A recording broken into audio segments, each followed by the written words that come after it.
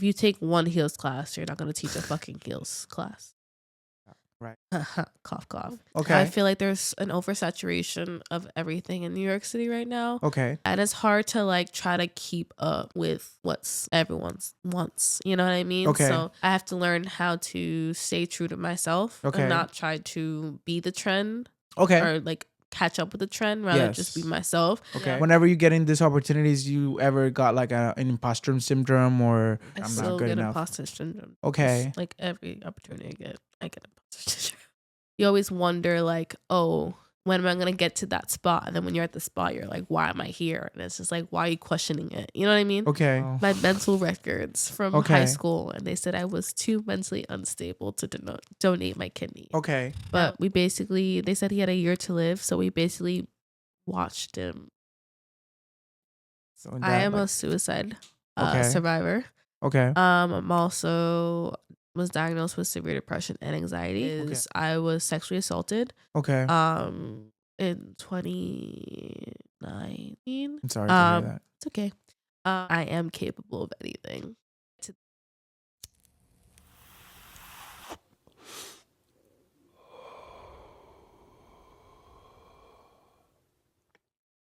Hey everyone, welcome again to another episode of your favorite podcast in your house, in your soul, baby. I love you. I hope you're good. Please right now, just like and subscribe. Please, so I can afford rent. Thank you.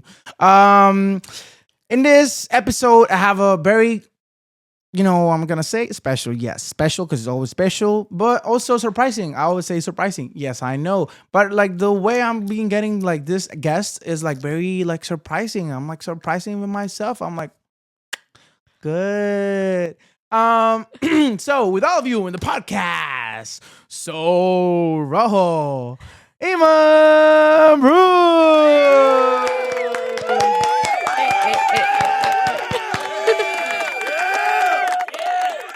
Iman, how are you? I'm good. How are you? I'm good. I was a little bit stressed because of we had a flight in the super studio that we have. But I think I killed that bitch.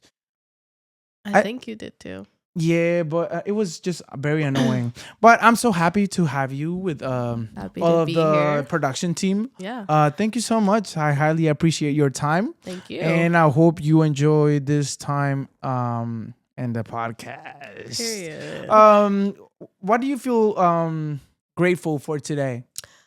A lot of things. I'm grateful to be alive, to celebrate another day, and just to be in this journey that I am and live my dreams. Nice. So how was your day today? It's good. Went to work. I work with preschoolers, so a lot of hectic crying and a lot of, you can see from my fingers, they're all covered in watercolors. So it's like great. And then I went home and now I'm here. Nice. Yeah. Since when you started like working with kids? I started when I was 17. Okay. I did it on and off through my 2 years in college, and then I dropped out. Okay. Period. Okay, I see you. Yeah. And then this is my 4th year with my co-teacher. So my 4th year having a class. Do you have do you like kids a lot? I do. I love kids. What's the reason for that? I don't know. I just feel comfortable and drawn to them. And it's just very like fun. It's like a separation from life. I feel like it just reminds me to like slow down and like take my time. Nice. You consider yourself like you have a lot of patience for kids? Yes. And it takes a lot of patience. How do you like notice that you have like a lot of patience, especially for kids? My mom's the same way. And my mom also works at the same school that I work at. So I was always around kids and I always helped her out during like the summertime. And I realized that I have a very good niche for helping kids, like making them like calm down and like just having them settle. So it's been a great journey. You also have siblings, right? Yeah, I'm one of 6. Okay. So I have 2 older sisters. Okay. And an older brother that are half. And then I have my younger sister who's JoJo. Okay. And then my younger brother who's ASMR. Period. That sounds amazing. if someone wants to sponsor like this podcast, Red Bull. you feel me? Like Red Bull. I'm like, beep. Like, wait. I'm like, you said what? I like that. So I was gonna. He doesn't. Yeah. I was gonna like ask you, like, for example, cause like, I was talking to Jojo. We were talking to Jojo last episode. We had the sisters like in a row. Period. She was mentioning that you were like also very protective with her. Yes. So would you think like that mold your character to be like very protective towards kids? Also, be like growing up, it'd be like, oh, like my little sister. Yeah. Da, da, da. My mom said I always used to like treat Jojo and Amir like Amir's my brother. Yeah. Like my own children. Like when my brother was born, like I used to think that was my baby. Like I would change his diaper. Like I would just care for him. Yeah. So I always had that nurturing factor about me, and like all my friends always say I'm the mom of the group, so I'm always making sure everyone's okay and like everything's in order if we're going away. Like I'm just that person, and I've always been that person. Okay. So it kind of relays into my. And then line of work. who's the person you are with other persons to you? What? So like Who's that person for me? Yeah. My mom. Okay. Yeah. My mom. You're like, okay, yeah. I do have my friend Gigi, shout out Gigi. She's very much like my mom. Like she's the same way I am, but like I kind of like settle down into her and allow her to be that for me. Okay. And not a lot of people have that tendency with me, so it's nice. Were your like parents like working a lot whenever you were growing up? No, my dad was. My mom stayed home with us till we all went to kindergarten. Okay. So she was home with us basically till I was, because me and my siblings are 18 months apart. Okay. So till Jojo went to kindergarten, so I was in, let's see, if he was in second grade, I was in fourth grade. Okay. How many year difference you have between each other? Me and Jojo are 4 years apart. Okay. It's like me and my sister. I have a sister. She is currently 29. Okay. And I'm 25. Okay. So yeah, we're the same age. Yeah. Period. Wait, you just turned 25? I know. I'm about to turn 26 right now. When? April. I don't know if like it's gonna be released before April, but I'm in May. Oh, really? I turned 26 in May. 26? Really? Yeah. When? May 18th. My sister is May 10th. No way. I'm April 16th. Wait, so what are you? What are you? I'm a Aries. Oh. Is that? Wait. Everything was going. Like, I'm gonna head out. No, nothing wrong with Aries. My brother's an Aries too, but he's a March Aries. So do you like are you very involved into this like science type of stuff? Yeah. Okay, so like, well, do you know the description of an Aries, for example, or like just from your head, like? Well, I know from like the March side, I think they're very much like stubborn. Okay. And they like to do their own way. Okay. Yeah. That's what my description. Okay. Of. Okay. I mean, based off of what my brother. Okay. Is, but I know it can go the opposite way as well. And then Taurus. You're Taurus, right? I am a Taurus. Yeah. I'm sorry, my pronunciation something. Okay. Sometimes you're not from here. It's fine. I'm from another country. I'm sorry, God, bro. I'm gonna be like 20 years in America and be like, I'm not from this country. I'm sorry. It's a language barrier. Imagine. Okay. Taurus are very stubborn, but we're also very emotional. Yeah, my sister's super emotional too. I'm super emotional. Yeah, I'm like cold as fuck. Yeah, that's the Aries. They're cold as fuck. Yeah, I'm like, I was just telling you in the car, I was like very detached from people. I was like, okay. This motherfucker. I was like, nice to meet you too. Like, yeah, I'm gonna just Uber from here. No, thank you so much. Yeah. Okay, so if there's someone that like is not from the dance community or like someone just like passing by on YouTube like, oh, what the fuck? What would be a good introduction or a good description of yourself and like what do you do for a living or something like that? The way I describe myself to people that I know, because every time I say like, "Oh, I'm a dancer," they're like, "Oh, you're a dancer," and I'm like, "Not a pole dancer." Oh, okay, I got you. Like that's where everyone's head goes, and I'm like, can we like get our heads out the gutter and like not think that I'm a stripper? Like, no, like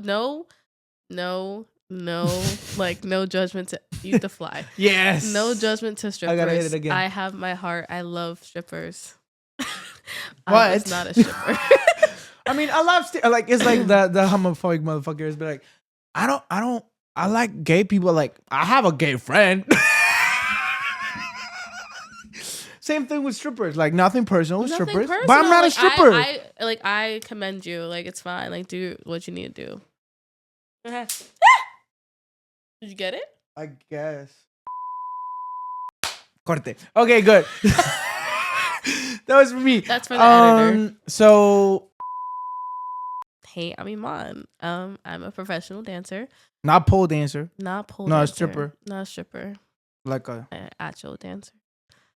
Yeah. And they always like, what style? I'm trained in everything. okay. I started with West African dance when I was 6. Yes. And then I did that for 13 years of my life. And then I was trained in ballet tap, modern jazz, salsa. Salsa. Oh yeah, Jojo told me I was like salsa Mhm. on 1 or 2, or do you know? What? Salsa on 1 or salsa on 2? I think it was salsa on the 2. Yeah, that's the hard one. Yes. I think it was on the 2. I think. Well, we learned also bachata merengue. Okay. Yeah. Imagine. Course. Okay. Okay. I'm like, you got a very top in that class. I mean, I was in the top level, so I say I was pretty good. Pretty Latin. I was pretty Latin. But well, with the introduction of yourself, like dance has been around your life, like since you were like 2. basically born. Yeah. Right? Do you see like yourself doing only dancing in your life, or you seek other purposes?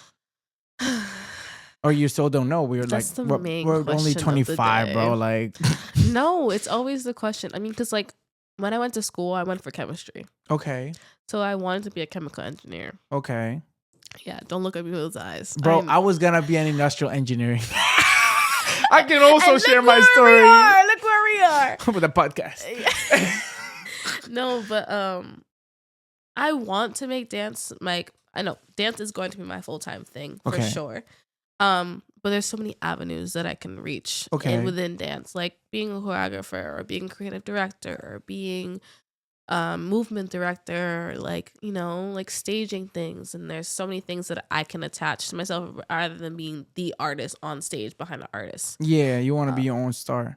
Yeah, exactly. So that's what I had to swallow and realize recently that it doesn't have one path. It has multiple paths, and each path leads to each other. Was it hard for you to realize that? Yes. Like you had like just before, what was the vision for you for dancing? Before I wanted to, of course, be on stage. I wanted to be on the music videos. I wanted to be on the stages. I wanted to be behind the artists. But it wasn't coming to me, and teaching was coming more. And I was like, what the fuck? Like, why is this happening? And I'm just like sitting myself, I'm like, it's not how it's supposed to go in my head. Like I was taught you go on stage, you know, you train, you book the jobs, and then you teach. Like that's how that was the process. That was the process. And I was like always in my head, that's how I thought, envisioned my life would be. I would do the training, I'll get signed, I'll get on the stages, and then I'll teach. Okay. And for some odd reason, I mean, I'm trusting him. I did the training. Okay. Not signed.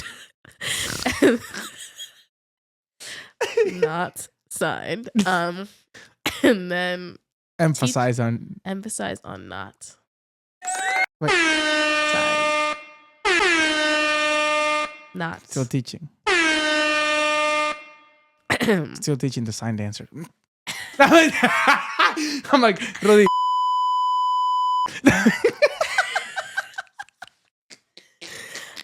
LOL. Okay. But teaching started coming more often. And I just had to sit with myself and be like, why? Like, why is this happening? And I was like so pushing it away so hard. Like I was like, I'm not doing a slot. I'm not teaching. Like I was pushing it away. And then I was talking to my mom about it. I was like, Mom, like I don't know what the fuck is happening. Yeah. And she's like, just trust it. Trust the process. Trust what's happening. So I leaned into it more. Okay. And from there, like more judging opportunities happened. Setting pieces on crews, coming into train crews. Okay. Being flown out to different states to dance. And then 2 years ago, I joined Ladies of Hip Hop. Okay. And that's when I started to go into the concert world, um, Mm. which is something I never saw for myself ever, which is so crazy because now I can't imagine my life without it. Okay. Um, So for someone that doesn't know, like, what is leaders of what? Sorry. Ladies of hip hop. Oh, late. Stupid ass. Leaders of hip hop. I was like, ladies of what? Ladies of Hip Hop is an all female collective based in NYC. It's ran by Michelle Bird McPhee. We just celebrated 20 years last year. Yeah, I was only a part of it for 2 years. I think I'm coming on my third. Okay. But I'm also on the creative team Okay. for the collective. And basically we are foundationally trained. Okay. And we have a show called Black Dancing Bodies, Okay. which is about being a Black woman in the world. Mm-hmm. And then we have these poems called Speak My Minds. Okay. So basically, we write our own poems Mm-hmm. about if I could speak my mind, what would I say? And it's Okay. just like authentically like what we would say, like no like crossing out. Like we talk about everything. Is like, this like written poems or like They're written. phrases, dance phrases? So they're written poems that we record our voices to, and then we Okay. dance to our voices on stage. Mm. Yeah. So Okay. the show consists of like 4 or 5 ensemble pieces, which is like the whole collective. Okay. And then in between each ensemble piece is a poem of one of the collective members. Does this goes like do you have seasons for this, or So- you just like all year long, or how does that work? So I think it was 20, not last year, but it might have been last year. That we performed at the Guggenheim, which was like I came in a little later from the in the process. Yep. But we performed at the Guggenheim, and then this show has been going on like around the states to perform. Like we went to Orca Island last year. This year on April coming up, we're going to Milwaukee, Okay. Wisconsin. Then we're going to Omaha, Nebraska. Damn, you out? Out of here.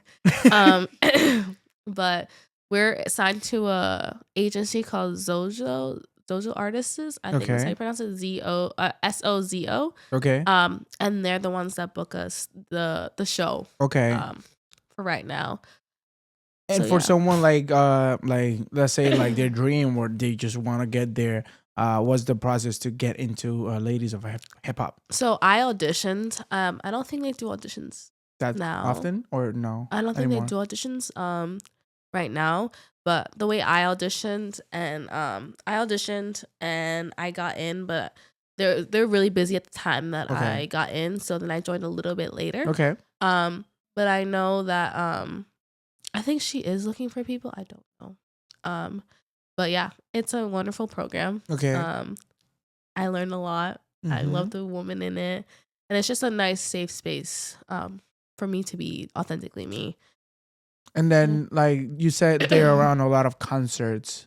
It's it like dance concerts, meaning like you are the main show, or you work for other people where like there's concerts, or how does that work? So concert dance meaning like spaces that usually like ballets will be in, like stages that like ballets would be in, but we're bringing hip hop to them. Theaters. Yeah, exactly. So like it's different. It's different from anything because you often don't see hip hop on those type of stages at all. Nothing. Like at all. And hip hop also was never meant to be on those stages. These are dances grew like born in the clubs, streets. in the streets. You know what I mean? So to be able to show the artistry on the stage and be able to show the culture on the stage is such a big thing. Like we performed at 42 the 42 Studio 42 Times Square. It's like one of the Manhattan. one of the new Broadway stages. Okay. Huge. Yeah, we performed there. Oh, New Victory Theater, sorry. Okay. That's what it's called. And then we also done like Catskills, New York, like upstate, and like just random, not random, but like these big theaters. Yeah. That you wouldn't think you exactly. will. We just did NJ Pack. Okay. And it's just amazing to see hip hop on these type of stages. Yeah, because you get to different type of audiences too, like yeah, and they're like, "Oh, it's so amazing." Going back to your teaching journey, yes. You were saying like your journey was a little bit different because you had like in your mind you had another path. But there were like certain opportunities that you wanted that they were not given to you.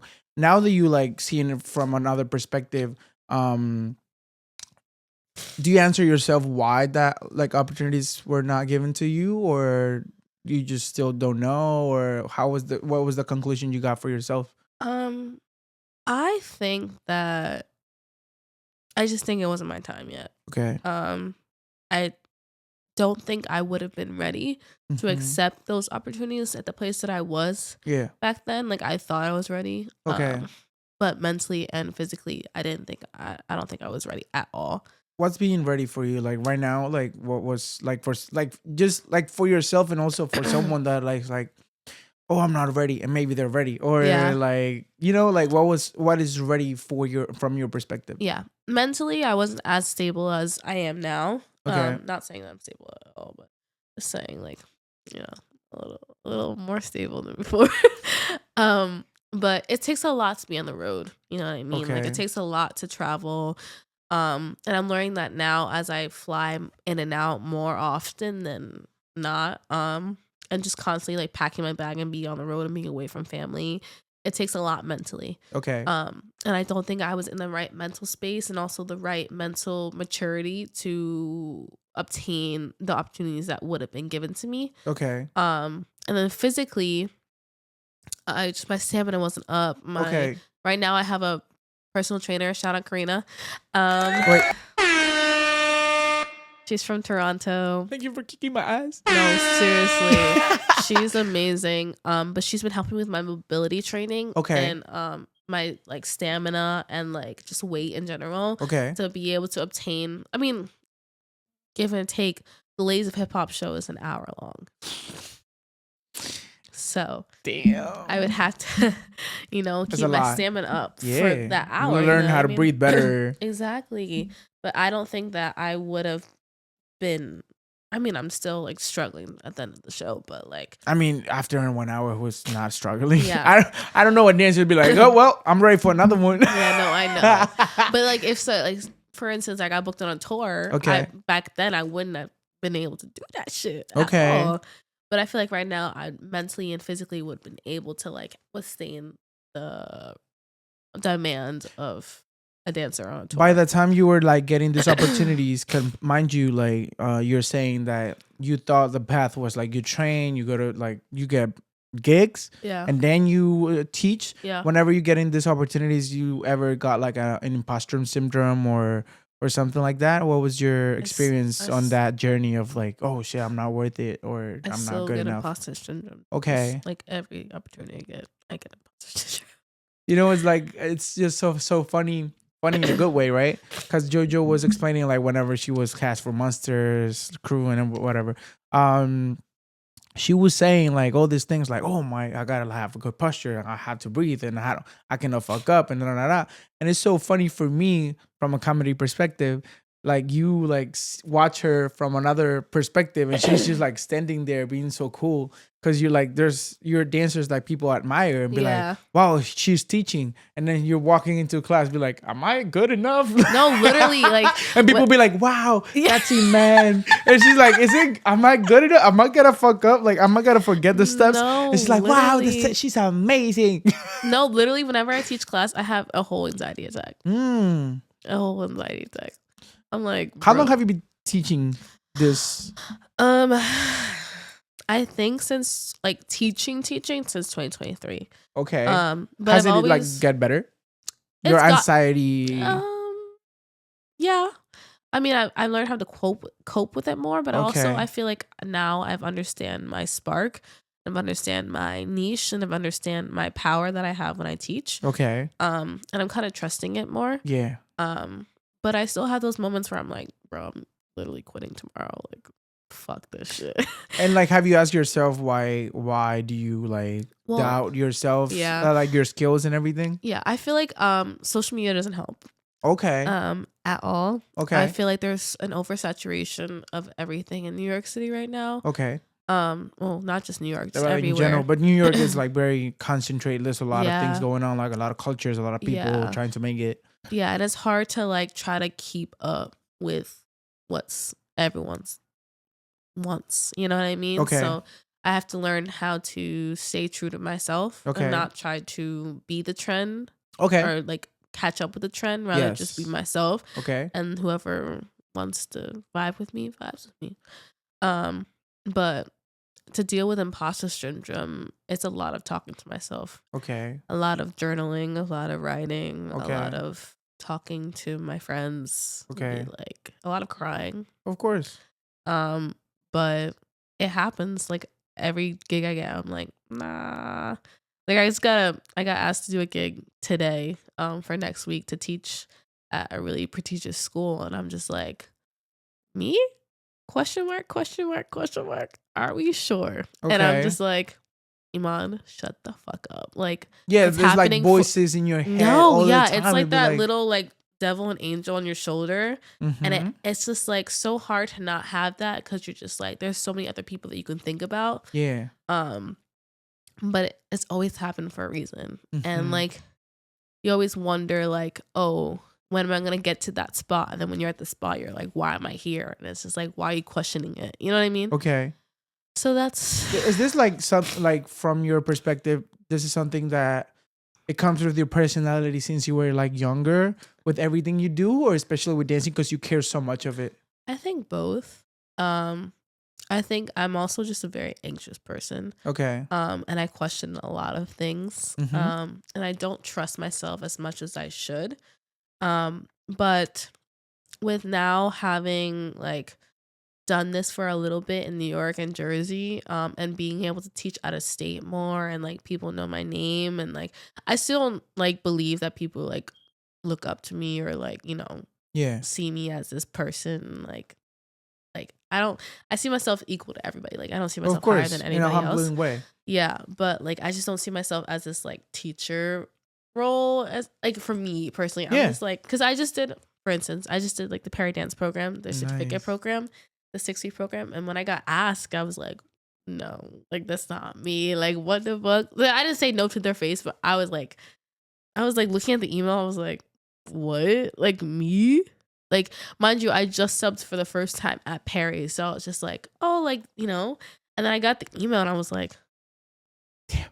what the fuck? No, literally. And I was like, yes, thank you so much. Yeah, But then thank you. I'll be right there. no, literally. And I'm just like, bro, what? No, literally. And then I got there the first day and like it's like all the students. I love my students so much. I miss them so much. I just had them last week. But they're all from out of the country. Yeah, we're from abroad. Yeah, all We're from not from this abroad. country. Yeah. But they all were like, yeah, we requested you. And I was like, requested me?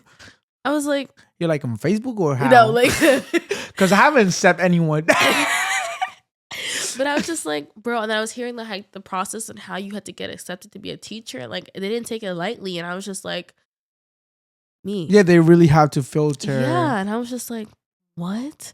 And then I was talking to a lot of them afterwards. I was just like, bro, like, this is crazy. But I don't know.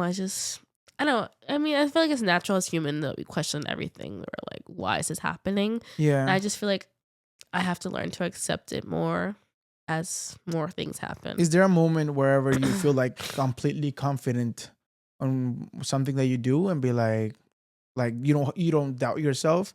Like whenever you're dancing, whenever you're teaching, or you're always doubting yourself? I'm always, it's something I have to work on. Okay. I mean, like when I'm performing like in these like smaller like community like shows with my Yeah. friends, I'm always more confident because Okay. it's just my friends, like we're just chilling, we're having fun. And I feel like I lose that fun aspect Okay. when I'm taking it more seriously. And I just have to remind myself that everything is for enjoyment. I love this shit for real. So it's just like I have to remind myself that it's okay to like take a second and breathe. Okay. So in this like journey, do you think like is it gonna go away one day, or how do you feel about it? I think it's gonna get less. I don't know if ever it's gonna go away because that's just me. Okay. But I It's do. not you. It's like a lot of people. Yeah, no, yeah. I mean, and I talk to a lot of people. I'm like, oh, so you feel the same exact way. Mhm. Period. But I feel like it's gonna get less. Okay. I just have to learn how to manage it well, and also just talk to myself and be like, "Come on, bitch!" Like, Cause imagine like what I'm thinking right now is like Um, of course, my production team did the homework of like searching my guest. Um, thank you, Rudy. But but the thing is, like, you've done a lot of things, like dance wise, Yeah. um, and that's like being hesitant with yourself. So Yeah. imagine whatever you can achieve if you don't have that S- like chains on No. yourself, I've been having this conversation with myself for a right? while. Yeah. So like it applies for me too, but like for a lot of people too, I guess. But like especially like because we're talking about your journey, right? Like you being able to get opportunities that people probably wish, dream, or whatever. Yeah. Um, and with a lot of like doubts with yourself, and the thing like positive side is that you're still doing it, because some Yeah. people they just don't, like for example they're gonna say like they get a opportunity teaching somewhere, they be like, oh, I got a trip, or something to Yeah. show up, and you still with that hesitance you still show up and do the job. Yeah. So that's very good for you. Like it Appreciate also it. something that you gotta like tap in and be like, damn, like I'm still like doing stuff happen, which Yeah. is not easy. Yeah. True. You're like It's not easy. okay, so going back to like for example, you said you started with a personal trainer. What was the reason that you started like doing this journey of a personal trainer? What was going on in your mind? Was something specific? Something happened to you? Be like, damn, like I lost an opportunity for this and this and that, or uh, you like were rehearsing and you felt out of breath, or what yeah. happened? I just wasn't conditioning my body for the amount of stuff I was doing. Um, First, I was just not eating well. I was not drinking enough water. Okay, I got so dehydrated that I had to be hospitalized because I was like, I would like um dance and like lose vision. oh, okay, Yeah, so I had to be hospitalized and they had to IV like mad fluid into me. okay, And then of course after that I still didn't take it seriously. wow. Um but I'm like, sounds like a family thing because I was talking to Jojo and yeah. But I was starting to like just feel like really achy and okay, like not feel good, and okay, like I wasn't like feeling my body for the amount of like stuff I was doing. yeah, And I was just like, fuck this shit for real. Like I want hmm, to be so good. I don't see myself as the where I want to be at all. yeah, So I was like, in order to get there, I have to change something. And okay, I saw Karina's videos on Instagram and I was like, bro, she's so fucking good. And she tailors it just for dance. Like she tailors it for you, but she's also a dancer. oh really, Yeah, she's a dancer and she's really good. Like really, really good. okay, And then there's this one video where she showed her process from like before she started training like an athlete to like after she trained like an athlete. yeah, The difference it's is wild and crazy. wild. So I saw that she was taking like clients. So I reached out and I've done 15 weeks with her so far. 15? 15, yeah. I have Wow. 8 months with her. And just in the 3 months, like the difference in like I mean, I showed her a side by side video of like 2 videos, and from November to like I say January Yeah. or February, the difference is insane.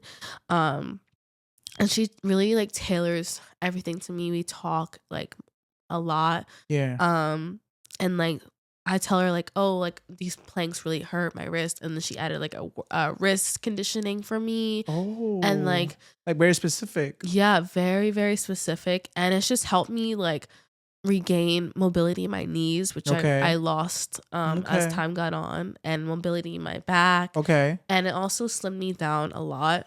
And I also am gaining strength in places that I haven't gained strength Okay. before. I'm like, I'm knowing muscles that I didn't know I No, had. literally. But I'm also like pushing myself mentally because Yeah, that's the most. yeah, consistency is hard for me, especially when working out. Yeah. And the fact that I'm like, bro, like one, I'm paying for this. Two, she believes in me so much that I want to believe in myself as well. Okay. Like, she's like, I'm so proud of you. I'm like, bro, really? Like, shut the fuck I was up right like now. laying on down, like, oh, day. Thank you for saying you're proud of me. Yeah, no, literally. But she's like a sweetheart. Okay. And then when I went to Toronto to teach, I met her in person and she took my class. And Oh it was my just, god. it was just so special. Full circle. No, literally. And I didn't tell her I was coming, and I posted it. And she texted me. She was like, "You didn't tell me you were coming." She was like, "I'm signing up right now." And I was like, "Oh my god." But she's just the sweetest person, and it's just helped me. One, when I'm teaching, two, when I create choreo, Okay. and three, when I take class, because it's just like I'm applying different ways in my body that I've never had before. Mm-hmm. And also I am just more, I don't know, my mobility is more, and just like my range of motion is greater, and I'm just dancing more fuller and have more stamina to obtain different things. Yeah. Nice. And like, if you can just like take out one thing that you actually learned from yourself from this like fitness journey, Yeah. what would it be? I am capable of anything. Because I always doubt myself, like we said before. Yeah. But I never thought like I was like a gym girly. Like I'll work out. Like I was like, whatever. Like I dance. That's enough. But it's not. Like, yeah. We get into this trap like, damn, I already worked out. Like I already danced. Like I'm tired. Even my doctor said that. I was like, they're like, oh, you work out? I was like, oh, I'm a dancer. They're like, oh, that's enough. And I'm like, no, girl. I also do this, and that. Like it's not enough. Yeah. It's not enough at all. And something I think it's like, especially for hip hop dancers, it's something that like it's not taught. Like no one says this in like in a class, for example.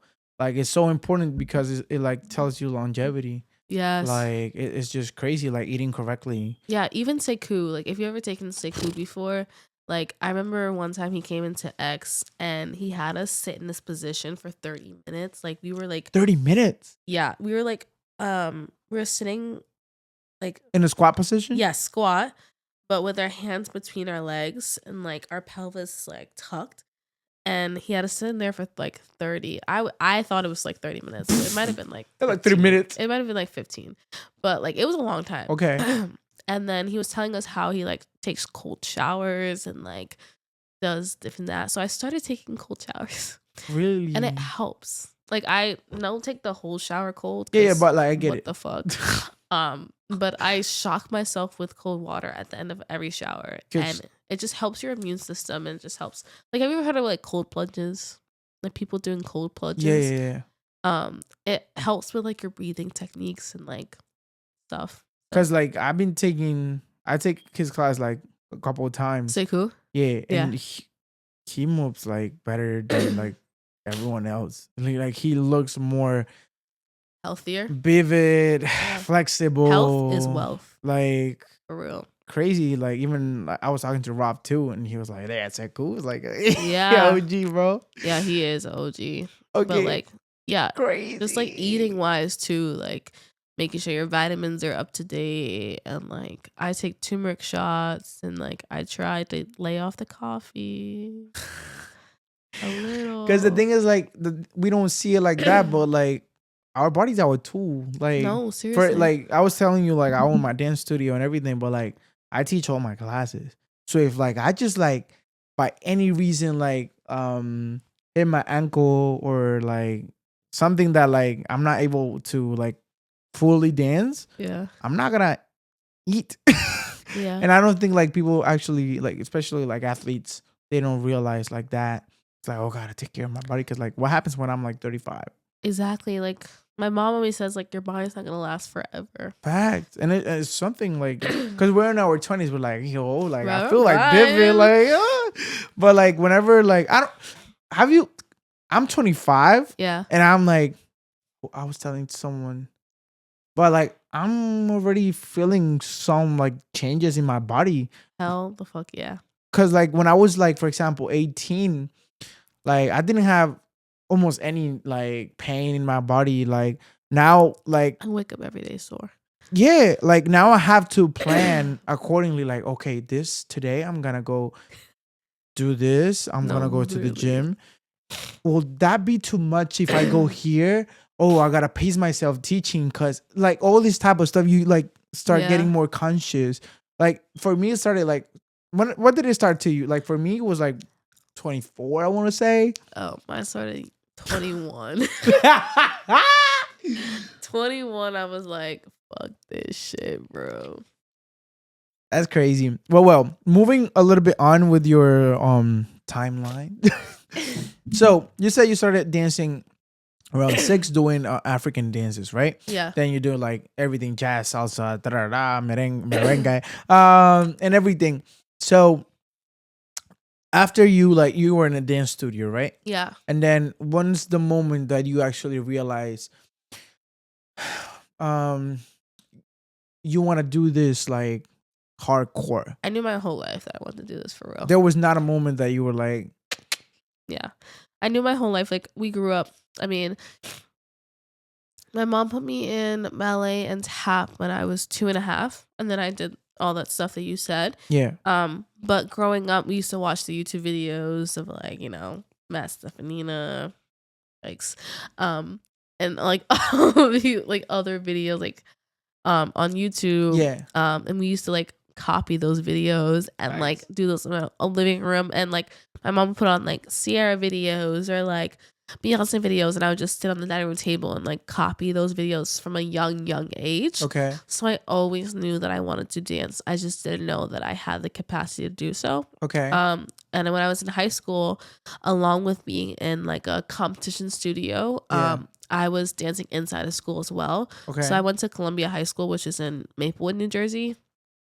And we had a modern based dance program okay. in school. So it took up our lunch and our gym. What technique? Modern. But like what modern technique do you take? Multiple, like Graham, Horton, all of that. But we also created our own dances. So we put on a show for the end of the year, and like we had like a hip hop piece, a jazz piece, like all the things. Okay. But I was in that from sophomore year to senior year. You audition your freshman year, Yeah. and then you stay in it for the rest. Okay. So I never had gym in high school. Mm. It was great. I loved it. And She's like, no, literally. So I was basically consumed with dance. I would go to school, yeah, dance in school, yeah. and then when I got out of school, I would go to class till like 9 p.m. Wow. And that was my schedule every day. Every day. And then I would teach the Or dancing, babies. dancing. I would teach the babies on the weekend, Okay. and then I would have company rehearsals. Okay. And then my senior year, I got really injured badly. What was the injury? Had an upper ankle sprain, Okay. and I injured my meniscus, my ACL, and my IT band all in the same leg. Wow. Yeah. And how do you realize that? You went to the doctor? You let it like no. It was just like it's gonna go away, or how was it? I did a jump Okay. in rehearsal, and when I landed, my knee went the opposite way of my ankle. Okay. And I went to the hospital, and they were like, yeah. So I was in a boot my senior year of high school. So I missed my senior recital for the company. I also missed my senior recital for my high school dance team. Okay. And then that injury still now to this day like irks my knee. But like, did you feel like you didn't fully recover from it? No, because who really takes the time to recover from an injury as a dancer? Did you ever question your career for that injury? Yeah, because I couldn't do anything. I was just like in my bed crying all the time. But then like I did my little crutches. I had crutches. It was a horrible experience. Okay. And I went on stage. I did my little 2-step in my crutch. It's like I saved the day. I saved the day. But yeah, and then after that, when I was 18, that's when I ventured into the city. Okay. And I found Brick House. Okay. And I auditioned when I was 18. Mm-hmm. And I was there from 18 to 21. Okay. Yes. 21. 22. 21. 21 and a half. I think. somewhere in 20s. Somewhere in the 20s. Okay, how was your experience like in Brick House? Meaning like you come from New Jersey, from a like home studio, you can Yeah. say it like that, like a town studio. Yeah. And then you come to the city. It was Right. crazy. It was a crazy experience. How was like that experience, like mentally, physically? Yeah. It was kind of wild because I was like, whoa, like walking. I mean, you're a little town girl from Jersey and you like are going to the city 2 times a week and you're seeing all these lights and you're just like, whoa, it's my life. Flashes. Yeah, no, literally. But it was really like uh a awakening for me because Kelly would bring in so many amazing teachers that I looked up to for years, and it's just Yeah. like I'm training under this person, like what the fuck, and like just to be able to be in that space and be exposed to so many different things that I like was never exposed to, and, Yeah. and learn. And Kelly's planted so many seeds in my life that are now plants and flowers right now. Um, and honestly, like I feel like it paved my way to like open so many doors to where like I never knew were avenues to achieve. Yeah. So being in Brick House was like a stepping stone, a really big stepping stone in my life, and in my career and in my journey that where I am today. Would you say he was like one of your first mentors? Yes. Besides Dancet, which is my she was my instructor and my mentor and the woman that made me start like all the technical training. In Maplewood, she was my teacher from 7th grade to 18. Okay. And then I met Kelly. So Okay. Kelly is my second mentor. Okay. But he's like my Papa Bear, like that's my second dad. And like, what does he represent in your dance career? Everything. That's where I learned all my technique, like hip hop foundation from. Yep. That's where I learned like what a lot of things happen in the industry. That's where I learned like about crews, about like monsters, about chaos, like all these things he introduced me to. And he just like showed me a lot of different things and like I said, planted a lot of seeds in my life that now have grown into flowers and plants that are flourishing right now. Nice. Now, talking about your teaching experience, like how what's the difference that you actually noticed from yourself from the first time you started teaching from like the classes you're teaching right now? I'm more confident than I was back then. And I feel like I was just like fucking around back then, just being like, yeah, these are just steps. Okay. But right now I'm more intentional with like what I'm teaching, and knowing that I have a gift and also I have a purpose and to provide a space for people to learn, not just to get steps. Okay. Because you can get steps anywhere. Okay. But what am I teaching? You know what I mean? Yes. So I'm really focusing on like my niche and focusing on giving back to the community and giving back to people. Okay. And providing them with lessons that I learned the hard way. Okay. And just giving them a space to grow, space to learn, space to explore. Yeah. I always say that my classes are safe spaces for them to like release any feelings that they're feeling. Okay. And I always say that when I give them moves or give them choreo, that it's the foundation and they interior design however they want to. So Okay. they have the ability to dance it however they want to. I never want them to look exactly like how I look. So I definitely have found my niche and I found my flow within teaching. And I found more confident in being in the front of the room for sure. What like type of or genres or dance styles do you feel more comfortable teaching, or Hip hop for sure. like more R&B or like hip hop? Like I definitely am a slower bad gal. I do a lot of sex music. Okay. It's so bad. But I do like to slow it down a lot. Okay. I don't know. I don't attach to the new music nowadays. Okay. Music now just doesn't hit. It's like very generic, right? It's like very hybrid. It's like nothing that I want to like choreograph to. Okay. There's like 1 or 2 songs that I do hit, and then everybody and their mother wants to hit it too, and I'm just like, guess I won't. But I do love a good throwback. I love a good throwback. Okay. What qualities do you seek for like do you think you have to be a good teacher? People always say experience, but experience can mean so many things. I feel like there's a lot of learning to be a teacher. I mean, I was also assisting a lot. And then when you assist, you learn how to teach essentially Okay. by watching the teacher teach. Okay. I feel like watching and learning is like the number one key to being able to teach. Also knowing what you're talking about. Okay. Essentially, like if you take one heels class, you're not gonna teach a fucking heels class. Right. Person's in TikTok. Cough cough. Um but it's just really understanding and knowing what you're teaching essentially. And like what are you giving back? Like what are you providing? Not like stepwise, but like what am I gonna gain? Not gain, but like learn from you. You know what I mean? Like Yeah. it can be so many different things. It can be like patience. It can be textures. It can be foundation. It can be so many things. But like you have to have your set thing. And it's really hard to determine what a good teacher is. But I feel like um, it's just modeling the OGs, honestly, modeling the people that paved the way for us that are still teaching to this day. Yeah, because it's crazy. Like they're still teaching. There's so many OGs in New York, and dope and no one takes class. Get it together, please.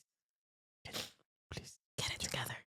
get your money. Get your money. Okay, so what I would like to like ask you, what's your creative process whenever you're gonna create like a new piece? Do you like go to that kitchen that you always have in your house? Yes. Like you have to be in the kitchen. The or kitchen. That's the choreo spot. But how do you get inspired? Like what do you think? You like do it mentally, you have to do it physically. How's your creative process? So when it comes to, it's two different creative processes for me. When it comes to stage work and when it comes to teaching. Yeah. When it comes to teaching, I'm always like it's so hard for me to find a song, so it takes me a bulk of the time to find a fucking song. Okay. So I'm just sitting there like pressing like next. Once I find the song, I often freestyle to it like 2 or 3 times. Okay. To see what comes out naturally.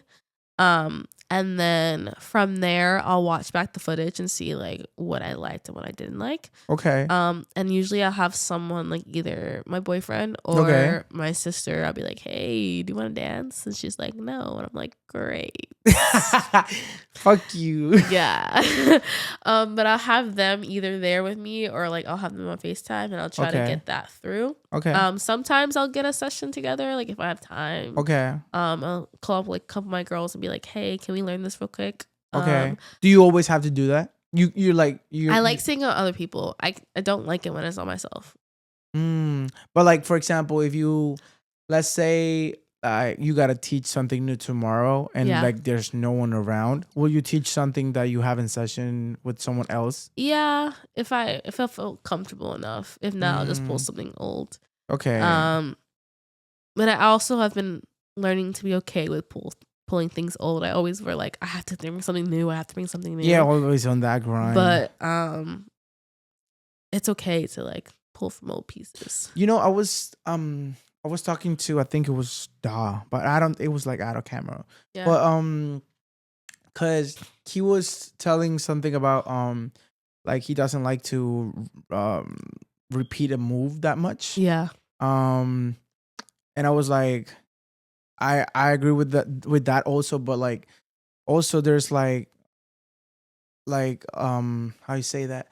There's something nice on repetition. Yeah. Like for example, you can have a like how you say, like a original move, for example, like Iman always does this move. It's her move if you don't repeat it. Yeah. So for example, like, especially you gotta understand modern dances. Yes. They be dancing their same things over and over and over and but you will always be like and and It's been like over. 30 years, 40 years, and they're Yeah. still doing the same pieces and everything. Of course, they create new ones.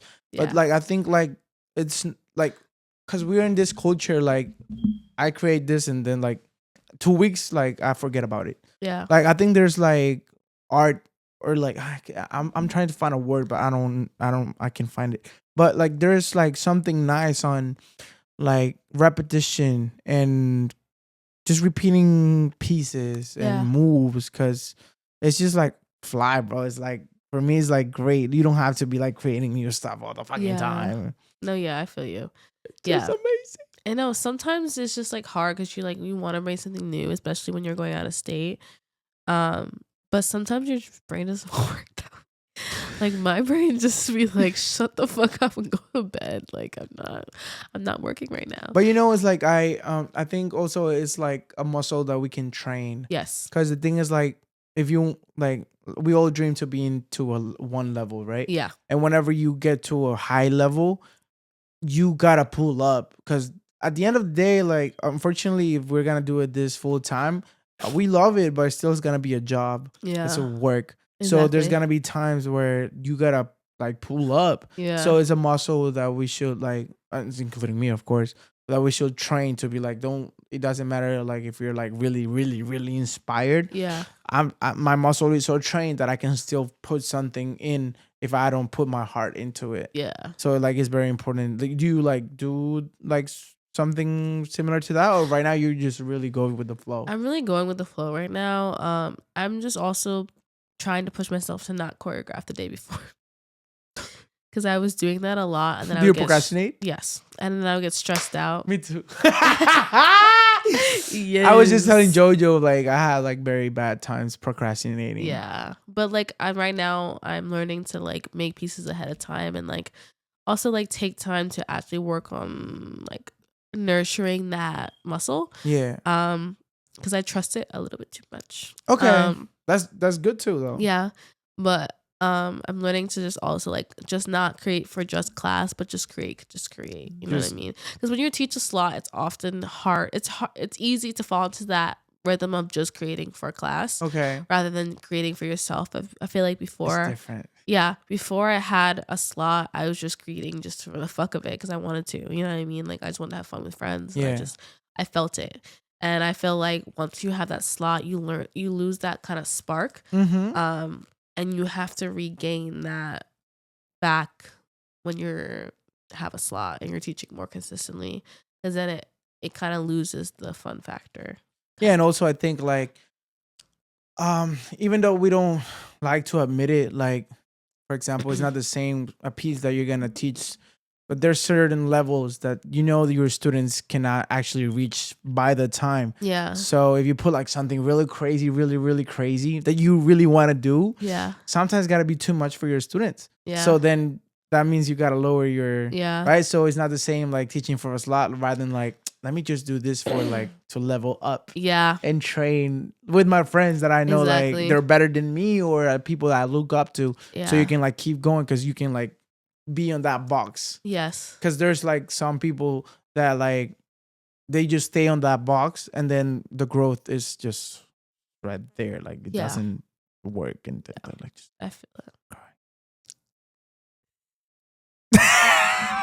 I'm like Rudy cut. I was kidding. Okay, so moving on with the, like you know your career. What's an achievement that you really feel proud about yourself? It can be dance wise. It can be personal. Like we already talked about your fitness journey, or something else that you really feel proud about. I recently got signed to management for teaching.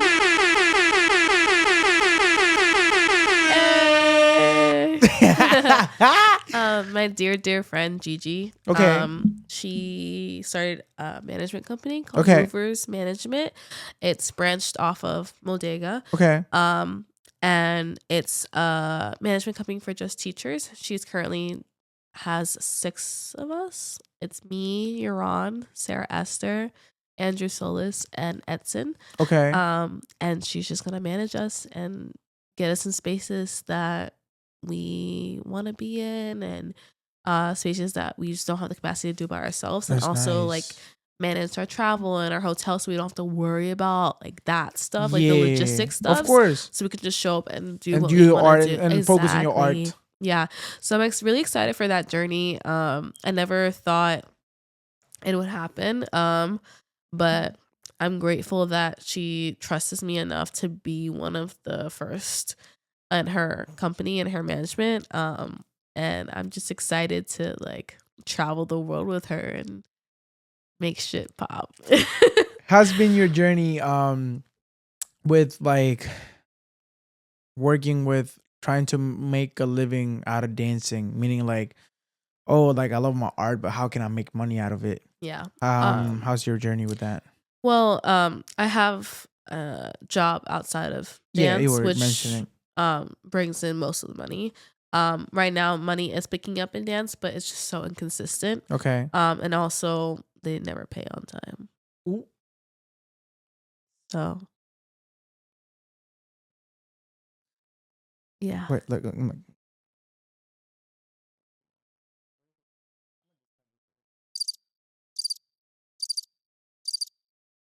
Uh-huh. Well, I think it happens, bro. Like even like in my country, My country. whenever we used to do gigs for like big companies, also the checks were like if we don't have to pay rent like The next month. pay sometimes sucks. Yeah, that's something like really like I think it's such. I hope I pronounce this well, but like it's such a taboo. Yes. Because honestly, like the dance community, like as dancers, we never talk about pricing. Like it, like even like it like I feel like some people are afraid to ask. Like for example, Iman, how much should like a dance class be?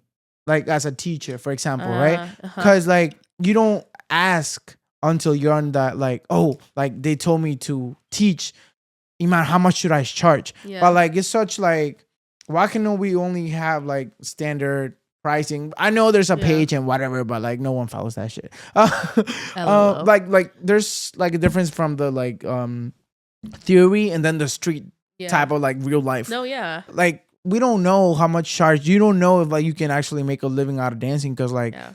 I know some people like they're full time, but like how much they make. I'm not. It's not to be like how much you No, make. no, It's like yo, I would like to know like how much a dancer, a choreographer makes to see like I want to pursue that. It Like depends on like on your expertise, yeah, years in it, of course. Um, I'm not gonna get the same price as Sean Bankhead. Of okay, course oh, not. I'm never not fucking Sean Bankhead right now, but you're Yeah. getting there. Okay. Hopefully. Yeah. Period. It. But the rate honestly changes per job, Okay. per gig. Mm-hmm. I often lower my rates for like community stuff, Of so course. like so they can afford it. But I'm not gonna charge the same thing as I'm gonna charge a high school team as an out of state company. Okay. You know what I mean? Like those are two different prices.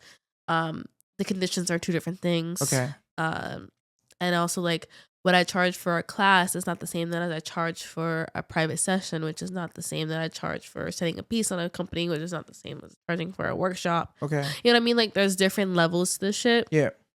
And it's just knowing your pricing and knowing your worth, honestly. How did you knew your worth? I still don't know my worth, but that's why Gigi's there. Thank you, Gigi. Thank you, Gigi. But like, how was your this journey? When did you start asking around? Like, how much should I charge for this? I started asking Gigi, and I'm like, girl, someone just asked me to teach a 90-minute workshop. What the fuck do I charge? Okay. And then I also asked Michelle, because Michelle helped me a lot too. She's one of my mentors right now. And also like one of my dear, I don't know, like second mom. Okay. And she just like laid it flat. I'm like, period. Like, okay, you owe me $1,000. Imagine you owe me $1 million. Imagine. But it's just asking around and just not being afraid to like be like, hey, I'm doing this thing. I honestly don't know what should I charge, but I saw you did this before. Of course. Can you let's like shine some light on this? Yeah. And it's like not to throw like exact pricing, right? But like for example, let's say someone is about to start teaching in a like recognizable studio, not Yeah. like a small studio, Yeah. like one of the studios that all the community knows. Yeah. What should a good rate be to start as a teacher? Like you can give range, like from here to Yeah. here. It's hard because when it comes to studios and classes, it's like a they split it per percentage. Okay. So like I think like they'll do like a 30-70, so the studio gets 70% and you get 30%. Okay. Or they do like I know um another studio does like a flat rate and then plus per head, like how Got much you. per Got you. head. Got you. Got you. So like when you're teaching an open class, it's basically what the studio like pays their teachers. Okay. When you're teaching like like a pop-up, you decide your pricing. Okay. I didn't know that. So like if I rented like a Ripley room, Yeah. I'm deciding what I'm gonna charge. So Of course. when people charge $45,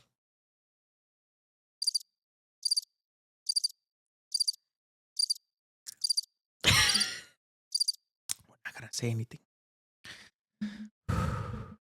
But you know what's the worst? People that pays it.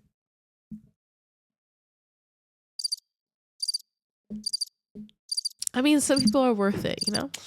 I mean, yeah. The thing is, I have like, so I'm a business owner, right? Yeah, I know. Yeah. So the thing is, like, I understand both parts. Yes. I'm not saying like charging that is correct or whatever. It depends on the person, though. Yeah. But but the thing is, like, when are we gonna make money out of dancing then? It's hard. I know. Because the thing is, like, because we're artists, we're Yeah. very into our feelings all the time Yeah. and art and ta-da-da-da. But like, okay, so let's say I start charging 45 per class, and let's say I'm famous or whatever, right? So it's like I know some people that they be thinking like, oh, he's trying to make like money out of the dance community and like he should be helping us. Da da da da da da da da da da da da da da. Yes, but like also like dance is also a business. Yeah. It's like a company. So like the focus, like the main purpose of a company is not to spread love into the world, is to make money, Yeah. right? So like I understand both parts. I think like that pricing is a little too much. Crazy. But also I know some people who are just like not charging what like they are supposed to be charging. Yeah. I mean, I feel like it's hard. It's so hard. I feel like there's different avenues that provide more money when it comes to dance. Okay. I always say that like, the competition world is where the money is at. Okay. Like doing solos. I'm like, explain. I got you. Doing solos, doing trios, doing duets, like Okay. that type of deal. Working in the studio, not like on a pop-up or something. Yeah, That's not no, the time like, for make just money. Not like working in the studio, but like teaching their like you know, privates and stuff like that. Okay. It's also money. Colleges have a lot of money. Okay. Also, you can do like movement direction. There's like stage work. There's what else? There's world dance competitions. Yeah. I think you get the idea. but it's just like more than just teaching. You know what I mean? Like Yeah. there's so many more avenues that there's a revenue in. And it's just finding that avenue. And there's actually a lot of money out there. But I think this is a gotta personal find it. opinion, but like I feel I'm not rich, of course, yet. But I feel like if you're actually a good dancer and a teacher, if you're not making money out of dancing, it's because you're stupid. But it's People just don't save though. But people also don't know about 401k. They don't know about like different saving accounts. They don't know, like, honestly, when you're on tour, you're getting money, right? And you're not spending anything because you're on tour and you're getting paid everything paid for. And then you go buy designer stuff. And then you come back. no money. No money. But also, you don't. The thing is, like, you don't have to go to tour to make money. Like, for example, it's such a blessing that like dancing. It's just like if you're a doctor. Yeah. Why? Because I'm not saying it's the same. Relax. Before you start, like, relax. I got you. It's like you can be a doctor in China and in USA and in Afghanistan if you want to. It's the same shit. same thing dancing. Like you can still teach a hip hop class in fucking I don't know where. They still want to learn hip hop from you or other type of dancing. And if you're like, okay, I'm not dope enough, da da da.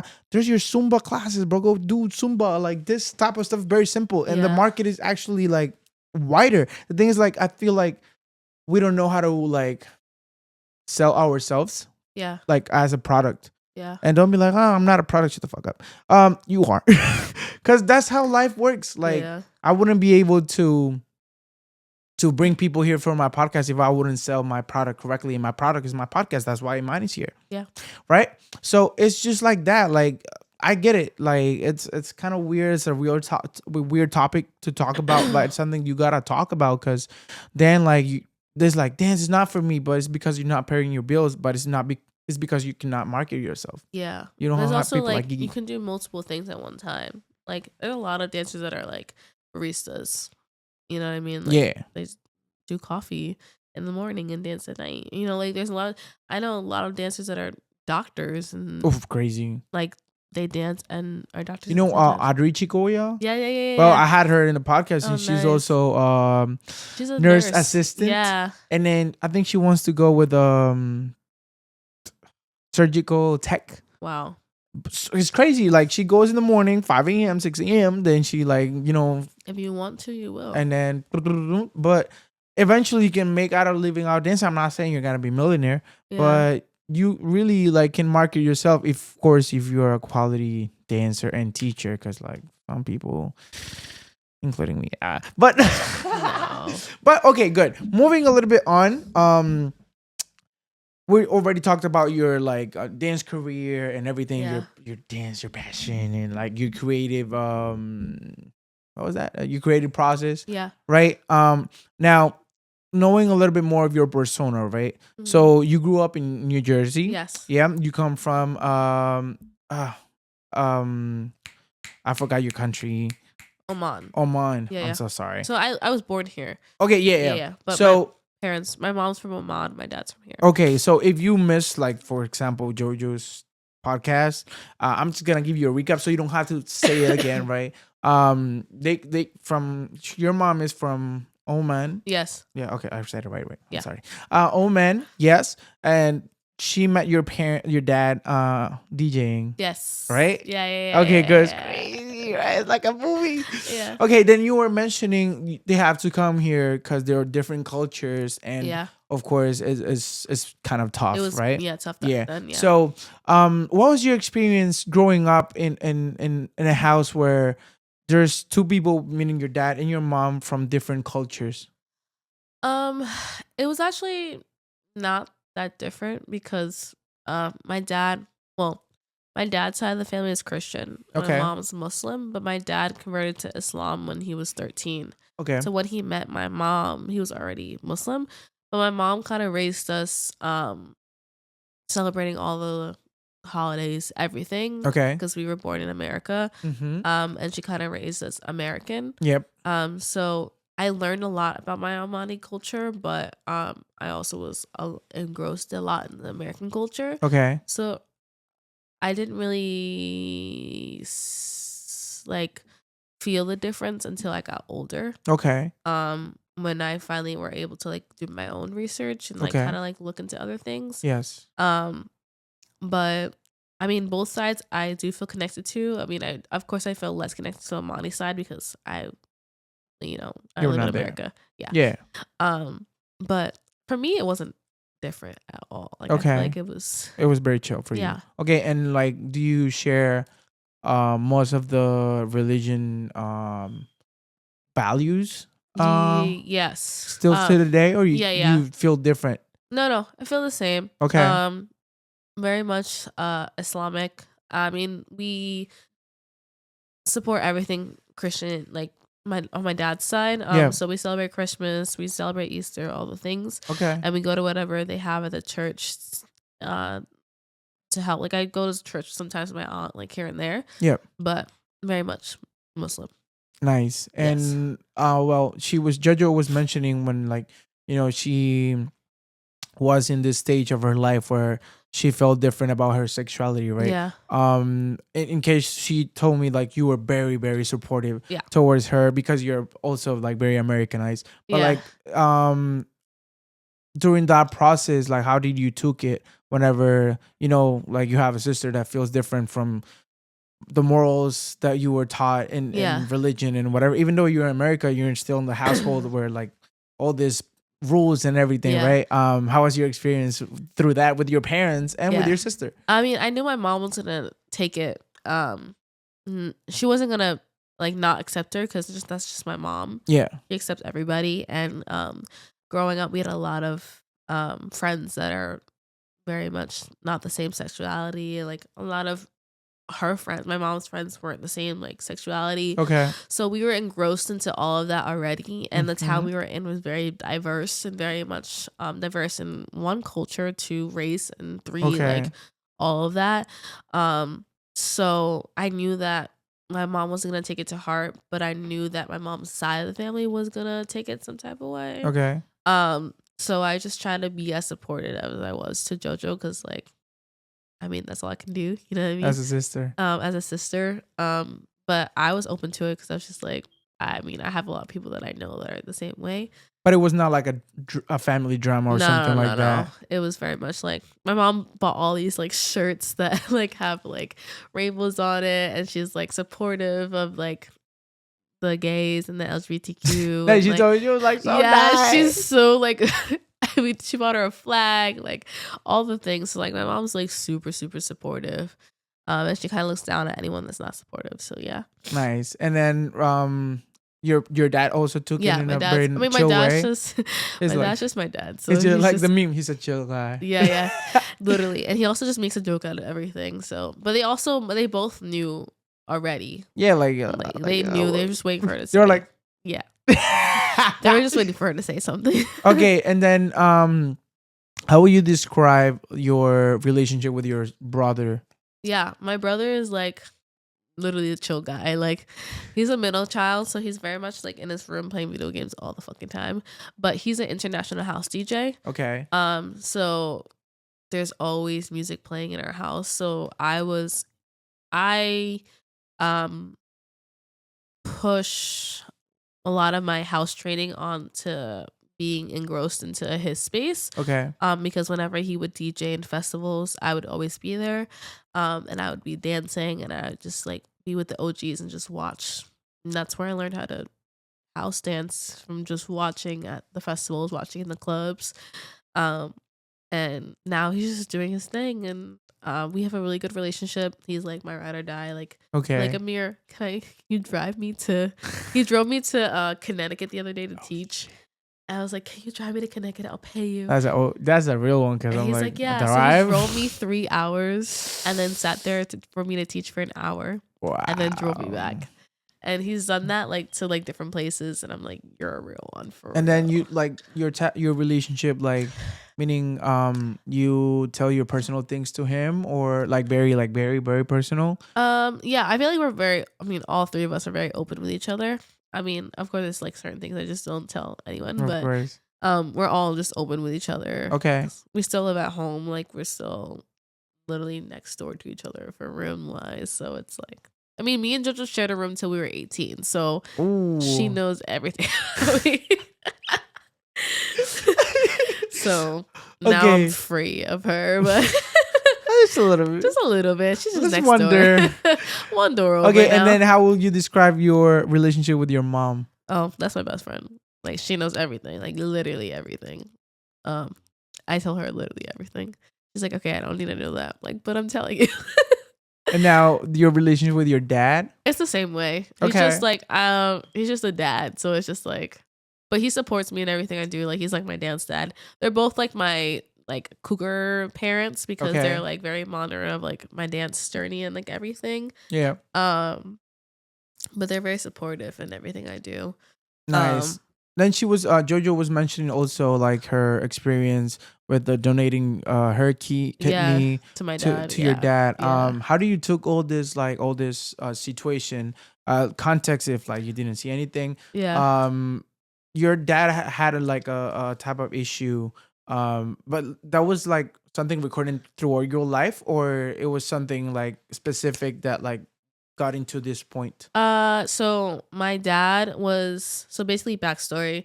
My dad used to work for the government in New York. Okay. So he was actually walking at the building as 9/11 happened. Okay. So as the plane crashed, he was walking out of the building. Because he used to take the path into the World Trade Center. So he was like, "Oh, I'm gonna go get a movie," and then he was like, "Nah, like I'm not." And then as he like literally stepped out, the plane crashed, but he didn't see anything because he had his headphones in, and he was just walking.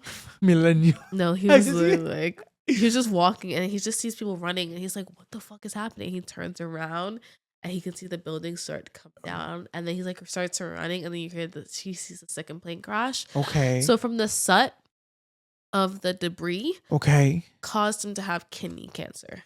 So he found out he had kidney cancer in 2017. Okay. And then they removed that kidney, and then he found out he had a kidney cancer in the second kidney. Okay. Um in 2021, I believe. Okay. So that's when they removed the second kidney. So he was on dialysis. Okay. And then we were going through this process of trying to get him a kidney so that he doesn't be on dialysis, because dialysis takes a lot of you. I don't know if anyone has known like dialysis, but like basically he was up at 5 a.m.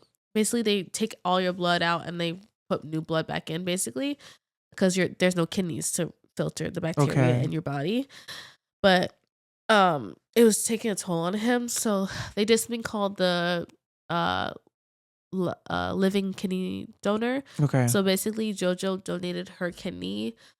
She was the only match. Like we all tried. Like I was. They looked at my records, Wow. my mental records from Okay. high school, and they said I was too mentally unstable to donate my kidney. Okay. And I was like, What does that mean? what does that mean? I'm trying to save my dad's life. That's not gonna make me more mentally stable. No, literally. Actually helping him. Exactly. And then like my other siblings had to lose weight, or like we were toward the same blood type, Okay. whatever. So JoJo ended up being like the perfect everything. Wow. And so she donated her kidney, but her kidney didn't go to my dad. Yeah, Her kidney went to somebody else. Okay. And because of that transplant, did she tell you that she almost died? Yes. Okay. I was gonna ask you about that too. Yeah. My mom didn't tell me that happened because I am very like Emotional? yes. Okay. And I was at work and I was like, oh my God, like how did it go? And then my mom was like, yeah, it's fine, just get to the hospital. I was like, okay, like okay, no one's telling me anything. Like what the fuck? Okay. So I get to the hospital Let me see and my mom was JoJo. like, Where's JoJo? and then she's asleep and I'm like, what the fuck? And she was like, yeah, so she actually choked in her thing and Yeah. and I was like, why did no one tell me? And they're like, cause you react very wild. And I was like, okay.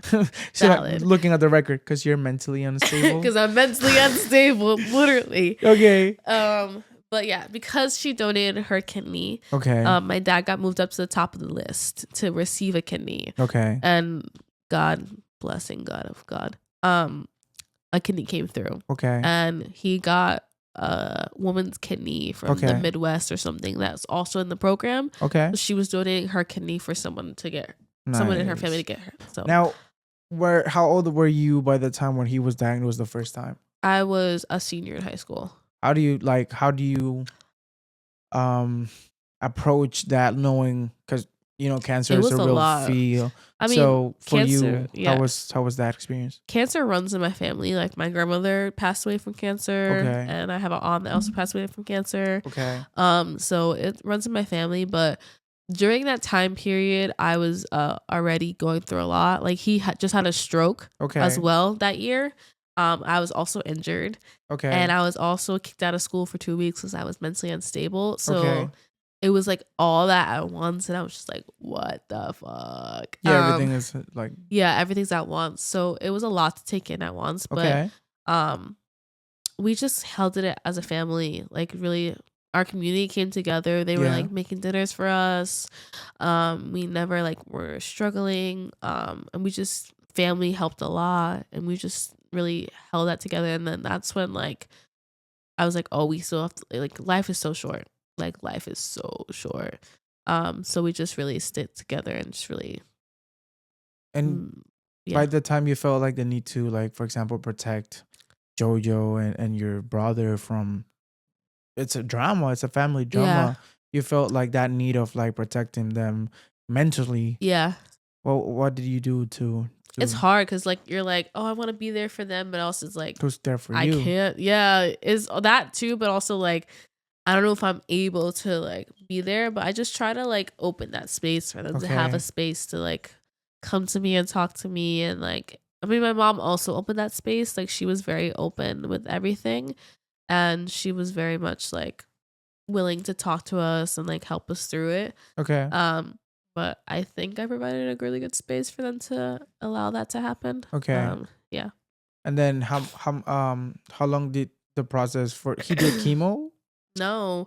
How So was they it? just took it Oh, out. just to get out. Mhm. Okay, good. And then whenever 2021 they like they say, oh, it's back. Yeah. How do you took it personally? Not even like about family, Well, like you. it's crazy because they didn't tell me, and then That's crazy. and then I was leaving to go to Boston for Elements, and Okay. I was like, okay, like I'm about to leave, like this and that. They're like, oh, by the way, your dad's kidney cancer came back. I was like, Thank you so what? much. And then I left, and I was like on the bus ride, like sobbing, and then like I had to just pull together and just like perform, and then I actually pulled Da aside, and I was like, bro, I need to tell you something right now that's been sitting on my heart, and then like I just started sobbing, and he like helped me through it, but like it just I was like literally about to walk out the door, and they were like, I was like, why is everyone like hunting around? And they were like, we didn't want to tell you. I'm like, you didn't want to tell me. Do you But like, for example, my dad had cancer too. yeah, He had colon cancer twice. yeah. I would say the third one is but I always I make like dark humor about my strategies and Yeah. other people's strategies, of course. But like, is this like something that you do also like to protect yourself? Like, do Um, you laugh about yourself and the strategies you have around? yeah, Yeah. 100%. I mean, I always tell him, I was like, listen, he's had 2 heart attacks, a stroke, and cancer twice. God wants you here for a reason. So You you you might better as take care of your yeah, sons. literally. No, literally, you better take care of yourself. But he's listening now, And then finally. what's something you learned from that experience of your dad and Um, Jojo? Like, it's hard because also throughout that process, I don't know if she told you, but our cousin from overseas found out he had a brain tumor, okay, and this was last year. and it was a very close cousin. Yes. I don't know, has it been 2 years already? But we found out in May around my birthday. Um, and his whole family came to live with us. Ooh. Um, so it was a lot. It was 10 people in the house.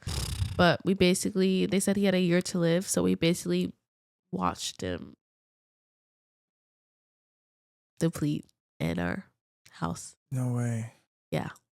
And then he passed away. And he was 6. So it was like, Oh my yeah, god. it was really hard to watch. So between that and that, I was just like, I haven't really fully coped with it yet, nor Okay. have I fully dealt with the emotion of that.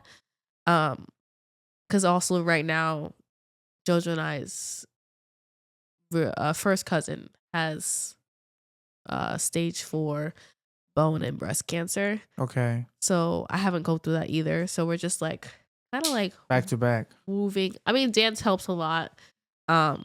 It's like a release for me. Okay. But yeah, I feel like with my dad though, it just made me realize that I need to keep that relationship with him and keep him close. And also like make sure he's on his shit because we need him here. Does that made you like appreciate more the time you spend with him all the time? Yeah. Like, where were you just, because sometimes as kids we just take our parents like granted, like, Yeah. gotta be there for all the Yeah. time. Now I'm starting to realize that like they're not gonna be here for forever, which is like so hard. But I feel like as we grew up, we're like, I mean, as children, we're like, bro, like our parents are like, It's my whatever. Like, dad, it's bro. my What you dad. talking But about? also, as my friends are starting to lose their parents, I'm like, bro, what the fuck? It's Like, hard to see them age. I have the yeah, same thing with with my dad. He yeah, had cancer twice too, and things, life and everything. He's good now, yeah, but it's especially because I'm here. I'm not from this country, so it's hard to think like one day I can wake up and be like, hey, yeah, by the way, like by the way, before you go to yeah, tour with I don't know who, this happened with your dad. It's like yeah. it's crazy thing. Is like very hard. How do you deal with all these emotions? Do you deal with them, or do you just really I don't? don't do. I mean, I sometimes just like talk it out. I mean, I do need to get a therapist. Not gonna lie. I Um, highly recommend it. yeah, but I just dance. Honestly, dance helps a lot with all of my emotions. Okay. I do journal. I'm starting to journal more. I used to meditate a lot. Okay. I stopped recently, but I need to get back into that. Um, yeah, I need to learn how to process my emotions more. Because I can't hold on to these emotions and then do these big things, and then like all these feelings are like bumbled around. Okay. Nice. Well, I always like to ask this question to all the guests, because I feel like mental health is very important, Yes, it especially is. like we're talking about all these things. Yes. Do you had experience a moment of your life when you dealt with like mental health issues, or Yeah. do you know someone uh that went through like what was the journey Yes. doing I that, am like? a suicide Okay. survivor. Okay. I'm also was diagnosed with severe depression and anxiety. Okay. So I have a lot of experience in mental health. Okay. Um, and I Should start teaching. huh? LOL. What was the Start joke? teaching mental. Because you said like to be a good professor, you Oh had yeah, to. yeah, yeah. Dark, But I'm sorry. dark humor. Already Everybody, cut. dark That's humor. okay. And cut Cut. that out. Okay. But with my, I mean, I'm no like professor in this, but This is um, your personal journey. yeah, my personal journey, like I've dealt with it since 7th grade. Okay. Um, and it's a long fucking journey, Okay. and I still have trouble with it. I Okay. mean, sometimes the episodes get really dark Okay. and really fast. I mean, I just got out of one recently. Okay. And it's just like when you're in it, it seems like it's impossible to escape. Yeah. But what helps is surrounding yourself with the right people. Um, Also having that outlet. Maybe it's not dance, maybe it's drawing, maybe it's taking a walk, maybe it's going on an adventure. It's just finding those things that help you out. But I feel like dance and I mean mental health in dance, it's not talked about enough. Okay. Especially with artists. Yeah. And I feel like my passion's always been to open up a space to provide artists to talk about mental health. Okay. And I hopefully will get that done this year. We'll Okay. see. Nice. Stay tuned. But I feel like we don't talk about emotions. We don't talk about how to cope.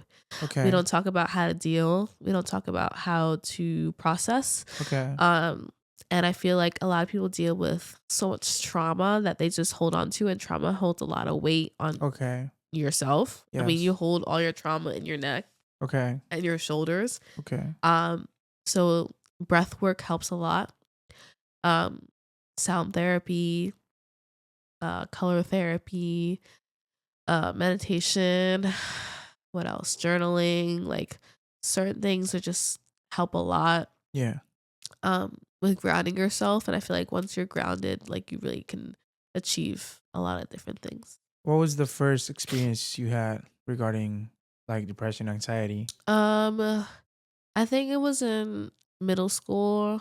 I don't know. I was just like so sad all the time. Okay. And I was just like, what the fuck is this feeling right now? And of course, like people were like, you're not depressed. You don't know what depression is. You're sad? You're Be sad. happy. No, literally. And I'm like, but I want to kill myself. Okay. So there was a time period in high school. where I was trying to kill myself every single day. Okay. Um, and I don't know, like You didn't have a specific I didn't reason. have a specific reason. But it's so weird. I would like envision myself killing myself like in Okay. different places.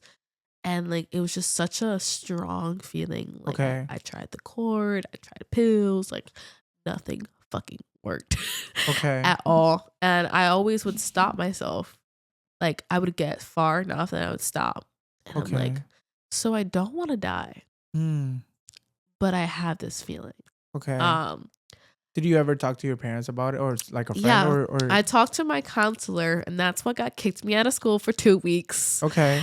And they took me to a therapist, and I talked to a therapist, and then the therapist told my dad everything Okay. when she promised she wouldn't. You feel betrayed. Yes. Okay. So, I mean, my dad also has stuff on his own. He has a therapist, and he's like, you should definitely go see one. Okay. But I never trust therapists since that time because Traumatized you. yes. And Because then I like went to it was you were. I trusted her. Yeah. And then she betrayed my trust. And then I went to a different therapist and she gave me kitty toys to play with.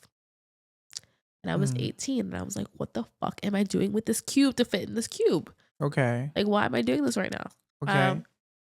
So, I never really, I was diagnosed with depression, anxiety, but I was diagnosed with severe high functioning depression, anxiety. So Okay. I can function with it. It's just very It's severe. just there. Do you think any was gonna go away one day? I don't think it's gonna go away. I think I'll just know how to cope with it more. I tried medication, it didn't work. But what triggered it more is I was sexually assaulted Okay. in 2019. I'm sorry to hear that. It's okay. And that's what really pushed it even more. Okay. I was just like had this bad relationship with my body. I was dealing with an eating disorder. Um Wasn't it and like in a toxic relationship, or it was just like it was like a really someone? situationship. Okay. And yeah, I mean the person still doesn't believe that they've done it to this day, but Okay. no. So it I was think like you refused to, and he just yeah. kept going, or? Yeah. So that dealing with that was a lot. And that arised a lot of feelings again. And I feel like I often just push everything aside and be like, I'm happy. I'm fine. Mm. Like everything's fine. But recently, like the storms have been like a lot of like nostalgia. Like I'm just like very tired. I don't want to do anything. Like I Yeah. don't want to do like literally nothing. I just want to be in my bed. I don't want to socialize. I don't want to go out. Like I don't want to see people. Like that's just how it's been. Yeah. And it's just learning how to navigate through those storms and finding like waves of like, okay, like you can go out and like maybe stay out for like a couple hours then go home. Like finding that balance between like You take it day by day. yeah, exactly. Nice. So yeah. Well, getting to the last part of conversation, because we're getting into this part. I have a little game for you. Period. It's something new that is the first time I'm gonna do it, but I think it's a little more organic, right? So what is gonna happen is I'm gonna give you some cards, right? Yeah. Which is getting to know you a little bit better, right? So there's 3 levels to it. So the first one is icebreakers. The second one is a little like da-da-da-da, and then the third one is a little bit more deep questions, right? Okay. So yeah, I'm just gonna put it, and then please just like whenever you pick a card, just read it Okay. out loud so we can know like what's going on. No one Is read that in my okay? head. Yeah. Great. So the first ones are icebreakers. So just like grab the first one if you want to and read it in your mind. Don't read it out loud. What's one big thing you want to change about yourself?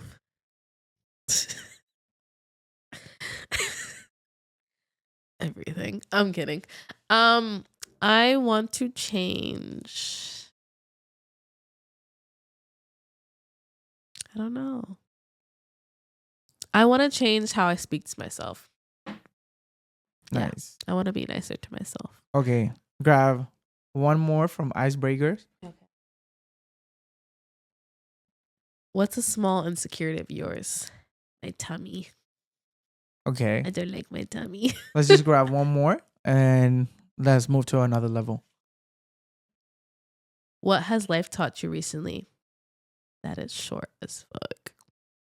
That you have to enjoy each moment and really live in the moment. I always said I want to travel, so like I'm really gonna like I want to go to Brazil so badly. So I'm literally I want to go so badly. So I'm going at the end of the year period. Okay, good. That's it. Nice. Let's move to level 2. Confession. Confession. This is my confession. Why have you kept going? My younger self. Okay. I knew that if I give up, 1, I'm letting her down, and 2, I'm just not trying hard enough. So definitely my younger self. Yeah. Make that younger self proud. Second one. Again, another one? Yeah. Here? Just 2 more. Are you happy? Explain. Currently, yes, I am very happy. Life is going well. So many things are happening that I never thought would happen. I'm learning to accept them, and also it's going at a fast pace. Like I never thought I'd be this busy ever in my fucking life. Okay. And just my name is being out there. Like things are happening for me. My career is picking up. Like I never know what tomorrow. I can get a call tomorrow and be like, you have to move across the country. You know what I mean? Yeah. But I'm just happy and stable in where I am, and like my relationships, my friendships, my career, my like work career too, and just Your like kids. my life. You know what I mean? Like I'm just in a stable part of my life right now that I'm just very, very happy. Nice. Yes. Last one. What's a conspiracy theory you believe in? That this world is like. Let me start it. No, like I believe that Trump rigged the fucking election. I believe that. Good. She said what she said. Period. Next we're going to Getting deep. That's what she's. No, I'm just kidding. What is the most painful thing you've been told? Oh, this is painful. I was at a mock like audition. Like I was at like I won't say the name of the person, but I was at their intensive. And we learned the choreo, and she had us like line up and do the choreo, whatever. And then she had us line up after doing the choreo and went one by one, mind you, in a group of 75 people. There's like a people at the panel, and went down to like give us critiques on our dancing. And when she came to me, she was like, I'm just laughing because it's funny now. Your outfit's not flattering for your body. And I was like, Mind you, I felt so confident that day. Like you were like, I killed this shit. There was nothing about my dancing. Yeah, it was just about my looks. And I was like, you could have said that to me not in front of all these people. Wow. You know what I mean? Like, and that was just like a douche to the heart. And for your confidence too. Yeah, and then I went up to her after, and I was like, hey, like, I'm really struggling right now. Is there anything that I can like work on? And like, can you give me tips on anything? She was like, don't ask me, just do it. And I was just like, then what did Nike? I pay you $150 for? The fuck? Like what? Or the typical, just be yourself. Yeah, like what? No. Okay, second question. Describe your worst heartbreak. What did it teach you? LOL. My worst heartbreak. I don't know. I was in a lot of relationships. Not gonna lie. I think my longest one, besides the one I'm in right now, was my worst heartbreak, and it taught me that I don't have to mold myself in order for somebody to accept me. I feel like I was in a lot of like bad relationships. I kissed a lot of frogs to get to the one I'm at right now.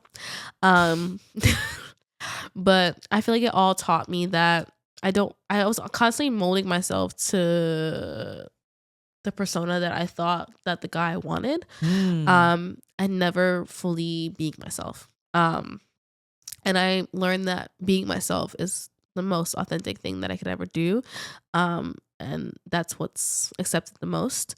So instead of trying to like be this like hypersexual person, or like be this like, I don't know, like dress how a certain way, or like look a certain way, or like do certain things, like that's just not me. Like Okay. just being me. And like really what taught me that was the year of celibacy between my last relationship and this relationship, where I was truly able to find myself and like find what I wanted in a man and like everything. And then God said boop, and now I'm Just organically. hopefully gonna get engaged this year. We'll see. Exactly. Okay, last one. Was suicide ever a thought? LOL. Yes. She's like, yes. Multiple times. We already talked about this. Yes. Now, let's just grab A wild card? Yeah. Show your favorite picture and describe its meaning. LOL. It's my dog. Aww. And he's really sick right now. No. I know, I don't want to talk about it. But he's 12. I'm hoping he's getting better. I'm really Okay. hoping he's getting better. But his kidney and livers were inflamed, and we didn't know because he just hides it so well. Okay. And he just started getting really lethargic. So we took him to the vet, and that's when we found out. I think it's part of the family, like being not well and trying Hello. to fake it till you make it. But LOL. But I'm just kidding. he's so thin right now, but he's getting better now. He's starting to eat more. But this is my Okay. favorite photo because he's just a chunky monkey. Aww. He's 13 or 12, and his name is Smokey. Well, I hope he can get better. I hope so. The too. last wild card. Sorry, my pronunciation. It's okay, you're not from here. Huh? You're not from here. It's okay. I'm like, it's a language barrier. If you have one, ask that. Wait, what? If you have one, ask the question that is on your mind. I'm gonna start shaking. Why'd you start this podcast? So, as you, I went also into a very bad depression in my life. And by the time, I had my family, but my relationship with them was not the best. Meaning like I was not comfortable sharing my personal things and whatever. It was like not good at all. And everyone was busy at home doing their own things. Yeah. So I would like to have a deep conversation with someone so I can like know better for myself. Yeah. I think I could avoid a lot of things in my life where like they shaped me in the way they are I am now. Yeah. But I feel like it just takes a very good conversation to actually change your life. Yeah. I agree. That's what I think. And I would like to not be the person, just be the unconscious part of yourself, asking the questions you need to ask to yourself or would like to make you better. Yeah. So I feel like some people, for X or Y reason, they don't have the tools or they are not in the right space to ask some things or realize. Yeah. Sometimes like when that's what therapy is for, like you talk, it's not even the therapist telling you things, like whenever you say stuff it's like, oh, like it's true, right? And also I'm a very asocial person. So socially I'm like, you can call it a smart person. I'm a social smart person, meaning like I know for a fact if I'm around people like to be around me because I have a good energy and it's genuine. I don't fake it. And for one or X reason, people really open to me a lot. Usually, like I'm just sitting down and they open and I'm like, great, right?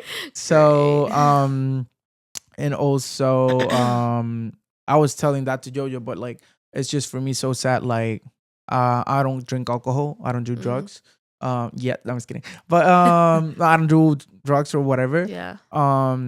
And that means I'm conscious all the time, right? So Yeah. it's just for me like very sad to know that you cannot have a deep conversation in general with people unless they're high or drunk.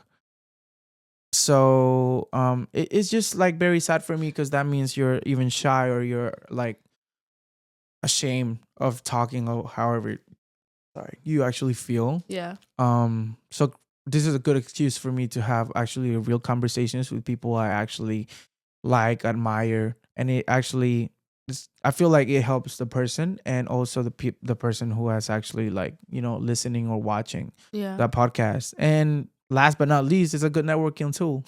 Yeah. No, it Because is. like the connection I think we're gonna have now, it's Yeah. not the same connection if I just like say go hi to you in a class or No, whatever. yeah, for real. So that's the reason I started this podcast. Amazing. Nice. Okay, getting to the last part of the podcast, right?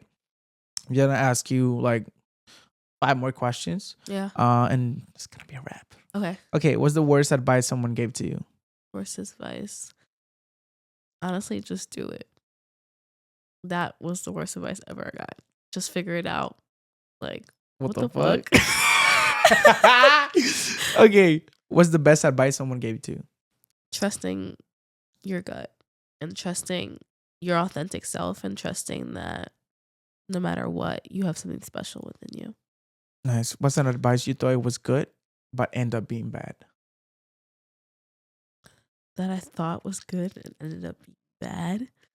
I don't know. People like always say like just like do it then figure it out, but like I feel like you should figure it out first and then do it. If that makes sense, especially when it comes to teaching. I feel Okay. like it's something you just can't jump into. Okay. So like not jumping into it too fast, but Okay. really understanding it first and then Nice. yeah. What's an unpopular opinion you have? I have to censor myself a little because Because some people are so sensitive. yeah, I can't say what I want to say. I feel like foundation is not taken serious in the Okay. dance industry right now. Okay. Nice. So, I always like to give gifts to my guests. Oh, Here's your Tesla. No, I'm just kidding. imagine I'm like, I can't even drive. Okay. So I like to give gifts. I always, I'm not gonna get tired of repeating it. Don't worry. We're good. So I'm not gonna get tired of repeating it every single episode. But because the guest is always different, right? Yeah, I don't know the people are watching and they hear me saying the same shit. But yeah. I like to give the gifts to be memorable. Not something expensive. It's not because I'm broke. No, it's memorable. Yeah. Right, exactly. Now, Sentimental. and I like it to be something that you can actually remember this conversation with, Yeah. and something you can take wherever you are. Especially because just usually people who come here are usually traveling or something like that, right? Yeah. For that reason, I like to give this gift, but before giving the gift, Uh-huh. I always like to make a recap of the conversation, Yes. right? So our conversation today was about Iman Brooks, Yes. who is a girl. Just a girl. Just a Started girl. dancing when she was 6 years old, doing Yeah. African dance Yes. for like 1,000 years. Yes. And knowing that her journey hasn't been easy, being with that said, like she explained, she was very open with us today, with me specifically, Mm-hmm. about her mental health journey, which it hasn't like been easy at all. Yeah. Taking in consideration, you don't take life for granted anymore, Yeah. right? Dance is your life. Dance is your life. Yes. Basically, like like there's no one else that can literally be like, dance is my life. Shut up, like you don't know shit, right? She shared like today, like she had thought and actually has done things to not be with us Mm-hmm. today. Yeah. We talked about your your teaching problems, meaning like with yourself, meaning Yeah. even dancing, your imposter syndrome. Yeah. That I was searching for that word. Like even though you had like all this self-doubt all the time, you still show up. Yeah. You still show up every single day. And not only that, but you regarding you thought about not being with us anymore. Yeah. You're still giving life to kids. Yeah. To new generations that's gonna come, even though like it's not easy. You gotta be very patient. You gotta wake up early and like be with the kids. Yeah. Something, I don't know if you have thought about it, but they're probably gonna remember you. Mm. You're Yeah. leaving your mark Yeah. in one or why way or another way. Like you all have a professor that marked you. I had a Mm. professor that marked me too, and maybe you can be that professor. They're helping out. Every kid has their own different path with like Yeah. your families.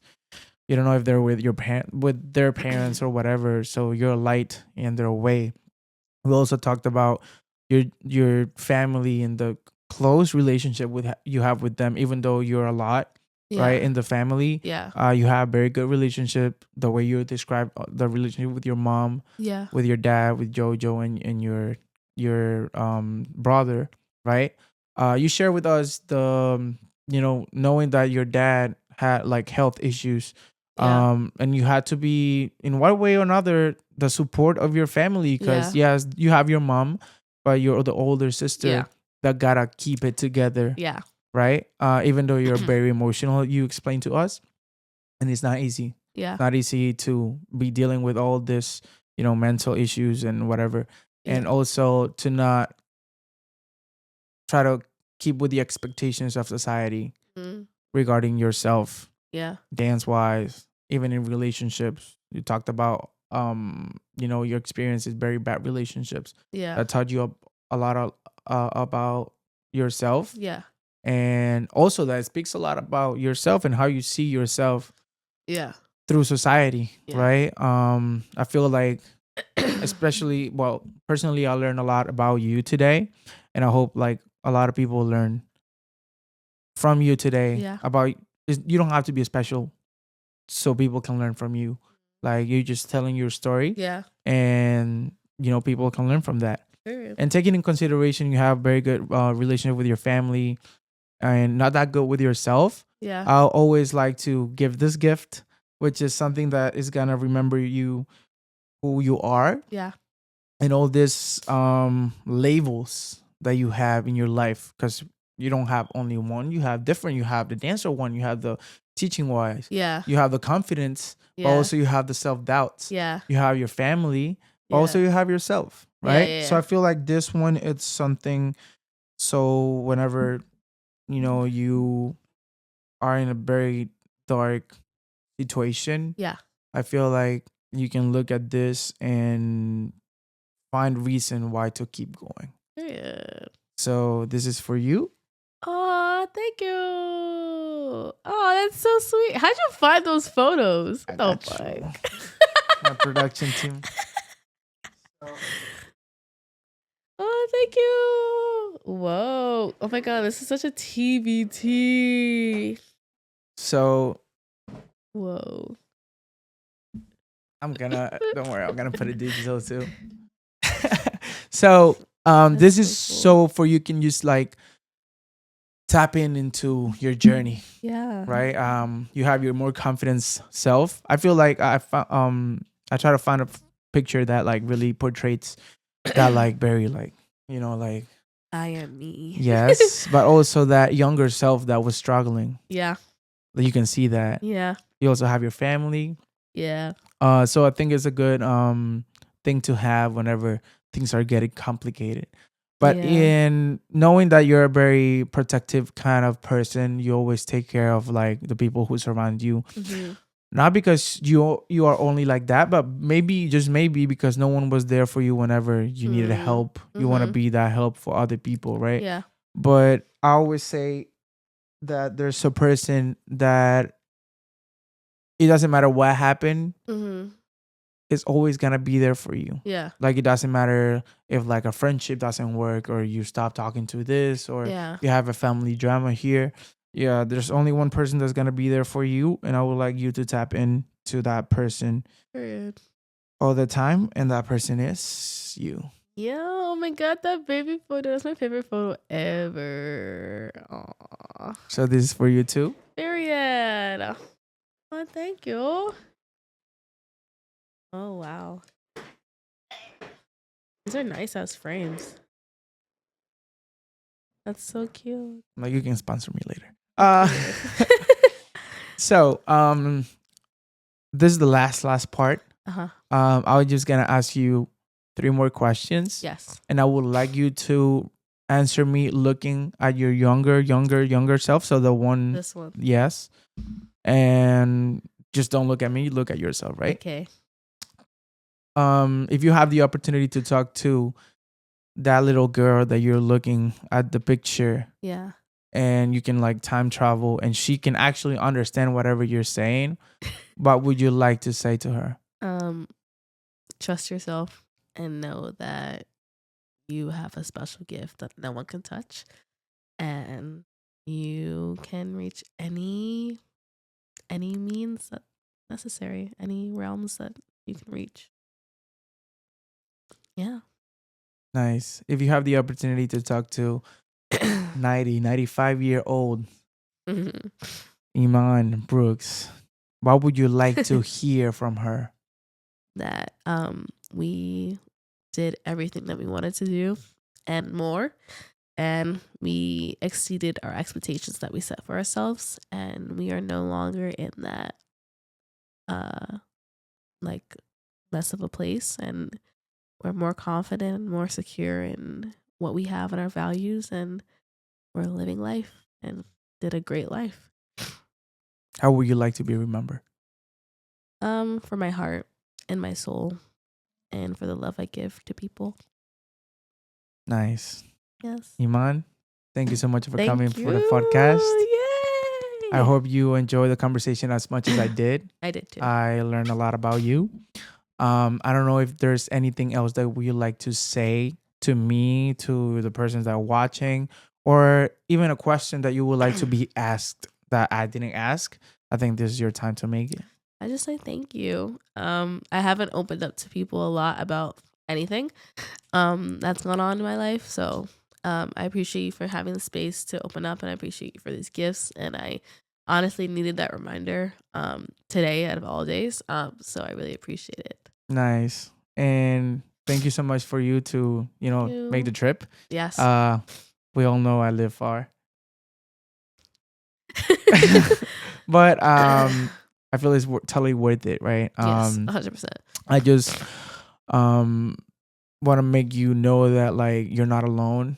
Like even though sometimes you feel you are, Yeah. because like literally there's no one in your room whenever you're in the bed and you're Yeah. crying, right?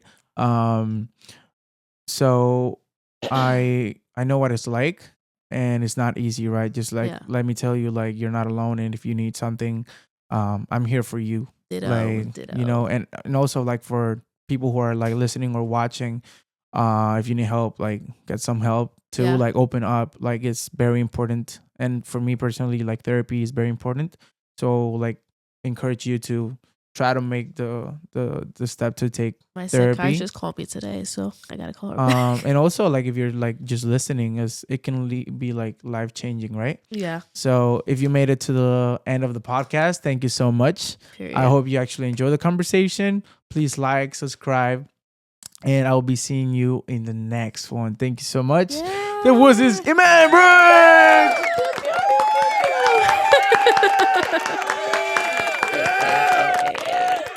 Yo, thank you so much. Thank you.